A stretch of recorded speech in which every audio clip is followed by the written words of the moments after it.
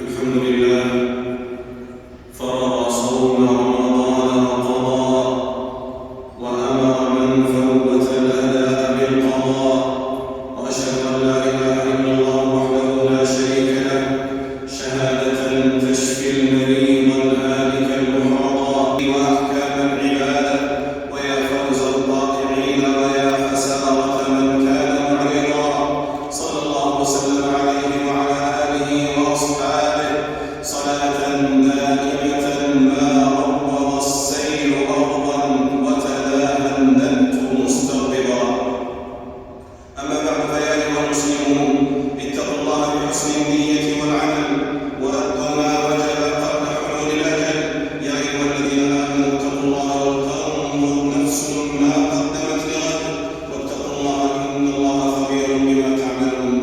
أيها المسلمون شرع الله لنا بالصوم ولا تقضي الصلاة فقالت كان يصيبنا ذلك فنؤمر بقضاء الصوم ولا نؤمر بقضاء الصلاة. أخرجه مسلم.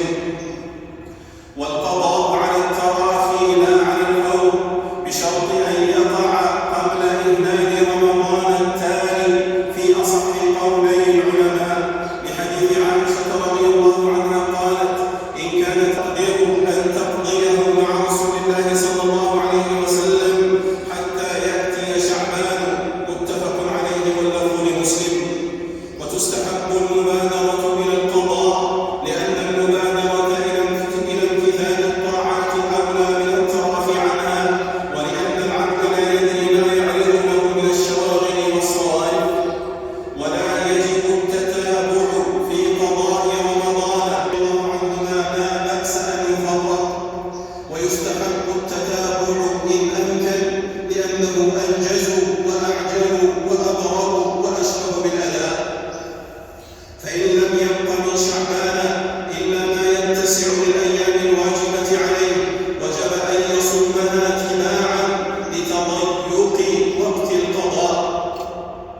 أيها المسلمون ولا يصح صوم النفل بنية من النهار ولا يصح صوم القضاء بنية من النهار بل يجب أن يحكم النية والعزيمة من الليل وينوي القضاء قبل طلوع الفجر فإن لم يعزم من الليل لم يجزم لحديث حفصة رضي الله عنها عن النبي صلى الله عليه وسلم أنه قال من لم يجمع الصيام قبل الفجر فلا صيام له.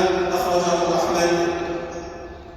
ومن شرع في صوم يوم من أيام الفطر في صوم القضاء عالما بالتحريم فقد أساء وتعدى وظلم ووجب عليه التوبة وصوم يوم مكانه. أيها المسلمون ويجوز صوم